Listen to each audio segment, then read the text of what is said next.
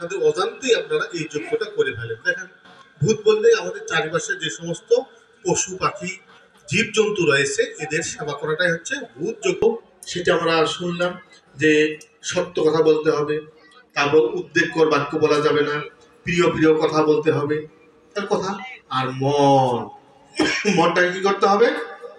এই যে ব্রহ্মচর্য, তাহলে আপনি ব্রহ্মে পাপের যদি হিসাব করা যায়, এইটা হিসাব আপনি ভালো করতে পারবেন।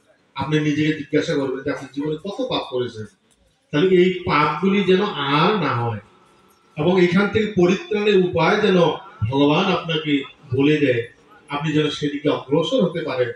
তিনি অবশ্যই অবশ্যই আপনাকে সেই পাপপঙ্কির জীবন থেকে উদ্ধারের জন্য পথ ধরিয়ে দিবেন। তাহলে এই কয়েকদিন আমরা সেইভাবে তাদের চলাচল করব।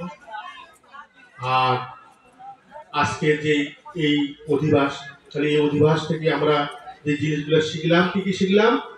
এক হচ্ছে যে আমরা কিভাবে কথা বলবো, দুই হচ্ছে যে আমরা কি কি পালন করব, আর তিন হচ্ছে যে আমরা গৃহে যে দেবতা আছে এই দেবতার এই কয়েকটা দিন আমরা দেবতা থাকে সেখানে 5 বার পূজা অর্চনা করতে হয়।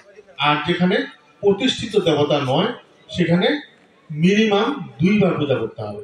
একটা হচ্ছে সকালবেলা আর একটা হচ্ছে সন্ধ্যাবেলা। আর তাহলে 2 থেকে 5 বার। তাহলে আপনার বাড়িতেও আপনি যতদূর পারা যায় 2 থেকে 5 বার, যদি না পারেন 3 বার, সকালে একবার, দুপুরে একবার গাওটা ধুয়ে, আর সন্ধ্যা একবার, তাহলে 3 বার তো হয়ে যাচ্ছে।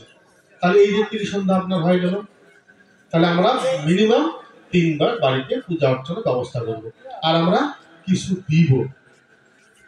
কিছু এই যে পঞ্চপাণ্ডবরা যখন বনবাসে গেল তখন কি ঘটনা ঘটছিল? তখন পঞ্চপাণ্ডবদের খাওয়া দাওয়া শেষ, সবারই খাওয়া দাওয়া শেষ, আর ওদিকে দুর্যোধন একটা চক্রান্ত করছিল যে এই সময় তার গুরুদেব দুর্বাসা মুনিকে প্রসাদের জন্য পাঠালো। গুরুদেবকে অনুরোধ করলো এই সময় যায় আমার ভাই প্রসাদ চান, তোমরা তো প্রসাদ দিতে পারবে না, আর যদি প্রসাদ দিতে না পারে তাহলে তো অভিশাপ দিবে। তো ভগবান শ্রীকৃষ্ণ তো তখন জানতো যে এই ঘটনা, উনি তো দুর্বাসা মুনি আসতেছে, তার বাড়িতে প্রসাদ চাবে। সরাসরি দ্রৌপদীর কাছে গেলেন যে তুমি আমাকে কিছু একটা দেও, তুমি যদি না দাও তাহলে আমি কিন্তু দিতে পারতেছি না তোমাকে। দ্রৌপদীর একটা কিন্তু আশীর্বাদ ছিল যে ও যতক্ষণ পর্যন্ত ভক্ষণ না করত ততক্ষণ পর্যন্ত তার ভান্ডার শেষ হবে না।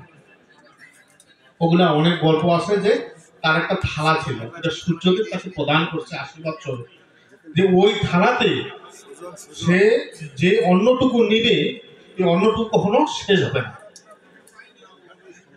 এই সে যতক্ষণ পর্যন্ত নিজে অন্ন গ্রহণ করবে না, ওই দিন ওইটুকুই হবে। তাহলে ভগবান বেশি চায় না তো আপনাদের কাছে।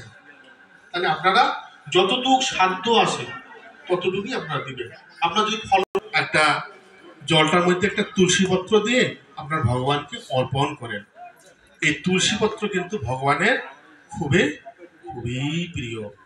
এই তুলসী পত্রের মাহাত্ম্য কিন্তু ভগবান শ্রীমদ্ ভাগবতে বলছে। তার সংক্ষেপটা হচ্ছে এরকম যে ভগবানের সমান ওজন, ভগবানের সমান ওজন এক